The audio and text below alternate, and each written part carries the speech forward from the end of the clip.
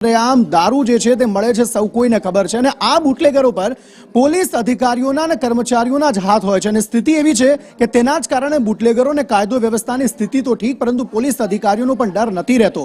સુરત કે જે crime capital બની રહ્યું છે તેમાં વધુ એક આ પ્રકારનો વિડીયો સામે આવ્યો। જે બુટલેગર છે તે પોલીસ કર્મચારીને પોતાની ગાડીથી ઉડાવીને ભાગતો નજરે પડ્યો છે। સીસીટીવી દ્રશ્યોમાં એ સ્પષ્ટ દેખાઈ રહ્યું છે કે કઈ રીતે આ ઘટના જે છે તે ઘટી રહી છે। બુટલેગર જે છે તે કઈ રીતે હેડ કોન્સ્ટેબલને ઉડાવી રહ્યો છે। जो कि कार्यवाही ચોક્કસપણે થઈ છે ને તે બુટલેગરની ધરપકડ કરી લેવામાં આવી છે પરંતુ આ વસ્તુ સાબિત કરે છે કે કઈ રીતે કાયદો વ્યવસ્થાની સ્થિતિ ગુજરાતમાં કથળી રહી છે ને બુટલેગરો પર કઈ રીતે ચાર હાથ પોલીસ અધિકારીઓ અને કર્મચારીઓના જોવા મળી રહ્યા છે। સુરત શહેરમાં બુટલેગરો બેફામ બની ગયા છે અને પોલીસ પણ હવે સુરક્ષિત નથી એવું દેખાઈ રહ્યું છે અને પોલીસે જ આ ફરિયાદ નોંધી છે।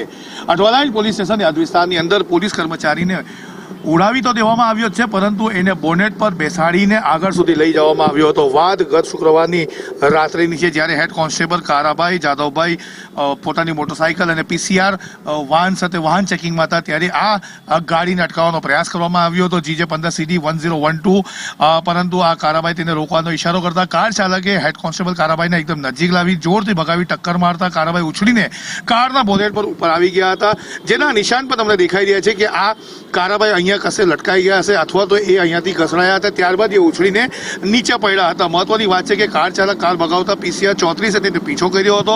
ચાલક ગાંધી સુધી ભવન પાસેથી યુટર્ન લઈ ટીમલિયા તરફ જતા તેની કાર બગડી ગઈ હતી અને પકડાઈ ગયો હતો।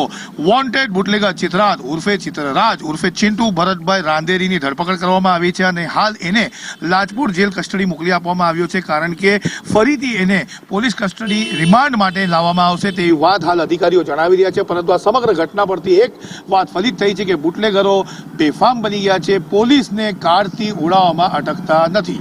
કેમેરા પર્સન અજીત પટેલ સાથે આઝમ સાલે, સંદેશ ન્યૂઝ, સુરત।